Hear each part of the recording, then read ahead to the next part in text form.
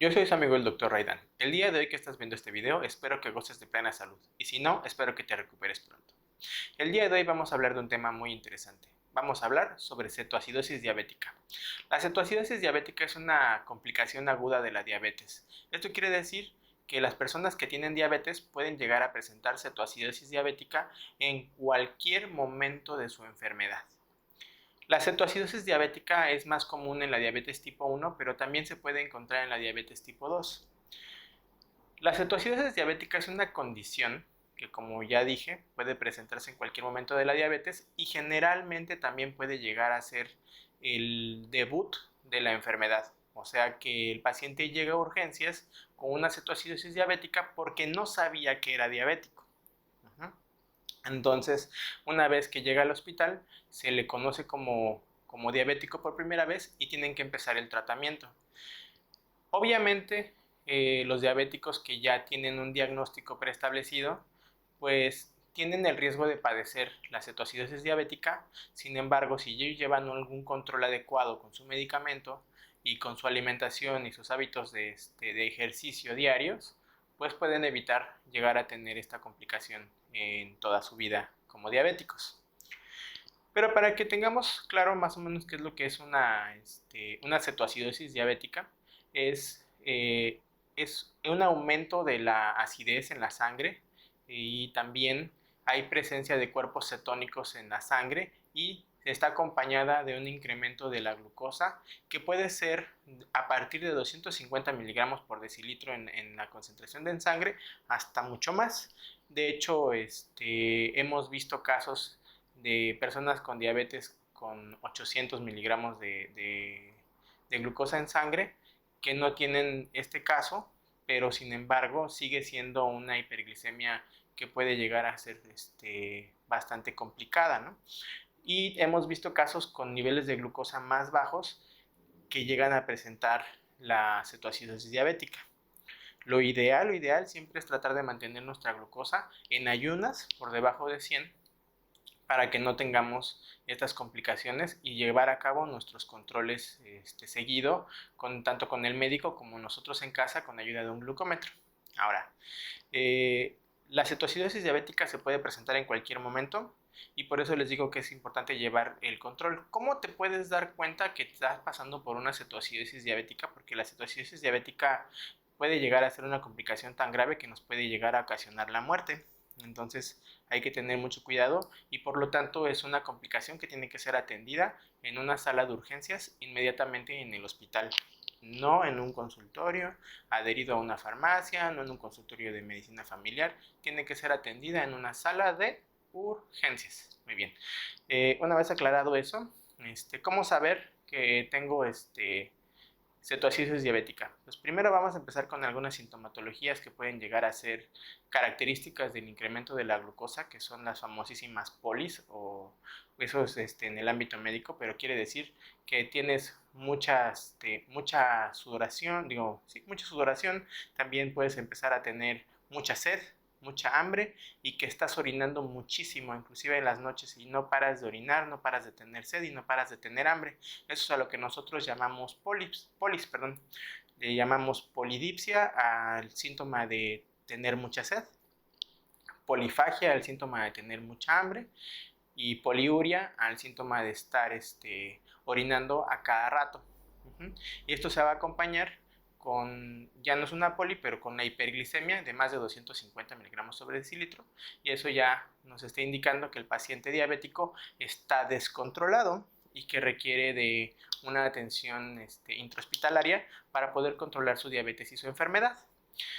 Aparte de esos síntomas primarios que podemos tener a la hora de que nosotros utilicemos un glucómetro, que para esto ya hay un video de cómo se utiliza el glucómetro en el canal, cuando tenemos el resultado y el resultado nos dice high y aparte nos asoma una palabra que dice ketones, o porque están en inglés generalmente los glucómetros, o cetonas, quiere decir que este paciente ya está teniendo cetonas en la sangre, y las cetonas en gran cantidad en el cuerpo van a intoxicar nuestro cuerpo, va a ser un medio ácido, y este medio ácido nos va a provocar otras sintomatologías pero estas sintomatologías que van a hacer son tratar el cuerpo de compensar esa acidez mediante la respiración. Entonces, el paciente se va a notar deshidratado, cansado, con un aspecto de enfermo, y va a empezar a respirar aceleradamente.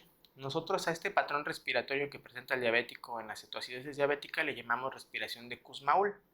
Y una respiración de Kussmaul se ve más o menos así.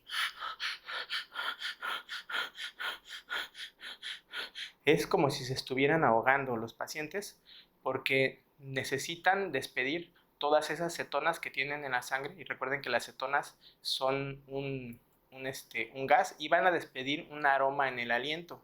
Si nosotros notamos a nuestros pacientes diabéticos o nosotros llegamos a percibir que nuestro aliento huele como frutas o como manzanas dulces, quiere decir que estamos en una cuestión de cetonas elevadas en la sangre que nos pueden estar ocasionando una acidosis y requeramos ir al hospital inmediatamente antes de que perdamos la conciencia, ¿verdad?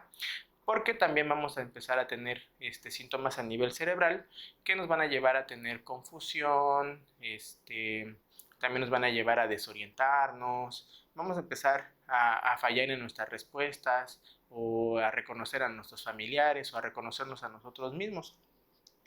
También el paciente se va a ver deshidratado a pesar de que tiene mucha sed, va a tener la boca seca, vamos a notar enrojecimiento de la cara y vamos a también tener dolores de cabeza y se puede acompañar de náuseas o vómito.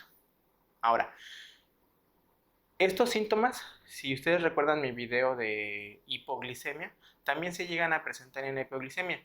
Esto sucede porque el paciente tiene extremadamente alta el azúcar, pero como la insulina no es suficiente como para transportar la glucosa y utilizarla como energía, el cuerpo se empieza a comportar como si le faltara azúcar. Por eso te pide comer, por eso te pide hidratarte, porque también siente que tiene demasiado azúcar y tiene la necesidad de diluirlo y empiezas a respirar muchísimo porque tiene que eliminar todos los productos de las cetonas que se están generando. Los pacientes que tienen una diabetes de este tipo, que llegan a tener varios eventos de cetoacidosis, también son los pacientes que pierden muchísimo peso muy rápido. Esto pues obviamente por las razones de las cetonas que hacen que el cuerpo consuma la grasa del cuerpo, produciendo así más azúcar. Entonces también llega a ser peligroso, por lo que es muy importante que el paciente diabético comprenda que si necesita insulina, no es para causarle algún daño, sino es para poderle brindar una calidad de vida mucho mejor. También es importante que el paciente diabético comprenda que su alimentación es la causa más, ¿cómo decirlo? No es la causa, no es la palabra adecuada, sino que su alimentación es una de las cuestiones más importantes para mantener sus niveles de glucosa tanto altos como bajos, ¿vale? Aquí también les tengo que recordar que los diabéticos en su mayoría son pacientes ya con una edad avanzada y olvidan aplicarse su medicamento, lo que hace que si ya utilizaban insulina, que no se la hayan aplicado, y eso hace que los niveles de glucosa se vuelvan a elevar por niveles por encima de lo normal, condicionándoles a este tipo de complicaciones. Y también hay pacientes que olvidan que ya comieron y vuelven a comer y tienen esa sensación, bueno, esa cuestión de volver a elevar los niveles de glucosa por encima de eso. Entonces hay que tener mucho cuidado con nuestros pacientes diabéticos porque las confusiones dadas por los niveles de glucosa nos pueden llevar a tener complicaciones que les pueden llevar a la muerte. Por eso es que los pacientes de esta naturaleza pues se recomienda que tengan un cuidador pues 24/7. Y sus controles de glucosa, si se pueden hacer diarios, mucho mejor, sobre todo si son pacientes que utilizan insulina para su tratamiento. Aquí quiero rescatar que la insulina no es mala. La insulina es una sustancia que el cuerpo produce para poder transportar la glucosa de manera natural, y que el cuerpo de un diabético pierde la capacidad, o la insulina que produce no tiene las cualidades para poder transportar el azúcar, o el azúcar es tanta que ya no hay suficiente insulina y requiere de que nosotros le aportemos insulinas para que este paciente se pueda recuperar. Ahora, si nosotros detectamos a un paciente con cetoacidosis diabética, es una complicación aguda de la diabetes que si no se atiende puede llevar a la muerte, pero todos los hospitales están capacitados para poder llevar al paciente a tener una mejoría de su cuadro, pero esta mejoría no va a ser en minutos ni va a ser en horas.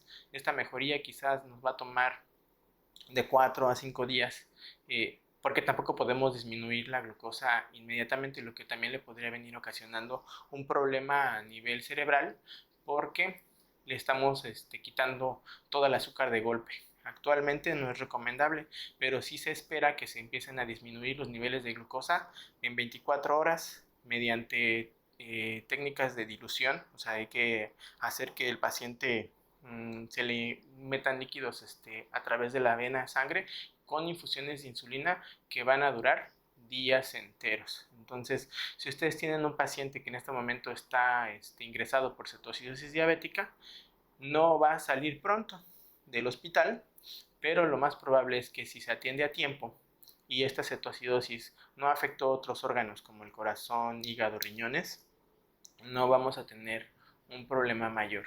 Pero sí es importante que hagamos que nuestros pacientes o nosotros mismos, si somos el paciente, hagamos conciencia en llevar un control adecuado, no faltar a nuestros controles médicos, no dejar de tomar nuestros medicamentos y apegarnos a nuestra dieta como el nutriólogo o el mismo médico recomienda.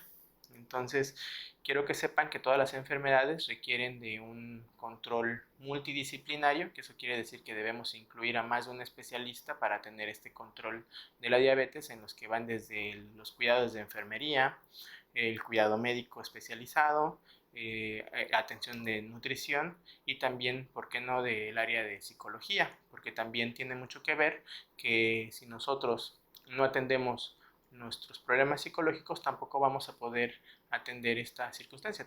Tanto el hecho de que nos digan, sabes que eres diabético, ya te genera alguna situación a través de la psique que puede llegar a complicar tu tratamiento. Y no me refiero a que no tomes el medicamento o a que psicológicamente te va a subir el azúcar. No, me refiero a que como estás en negación de que dices que no tienes diabetes, es una cuestión psicológica por tu negación, dejas de tomar medicamentos y las complicaciones agudas o crónicas de la diabetes se van a empezar a hacer evidentes en cualquier momento de la enfermedad. Esto sería todo por el video de hoy. Espero que la información haya sido clara y precisa. Si tienes dudas, preguntas, aclaraciones, las puedes dejar en la caja de comentarios. La información sobre los síntomas de la diabetes, y de la cetoacidosis diabética también los vamos a dejar en la caja de información, así como mis medios de contacto para que si quieres platicar o conversar conmigo, puedes hacerlo a través de esos links que vamos a dejar. ¿Vale? Espero que te mantengas saludable. Yo soy su amigo, el Dr. Raidan.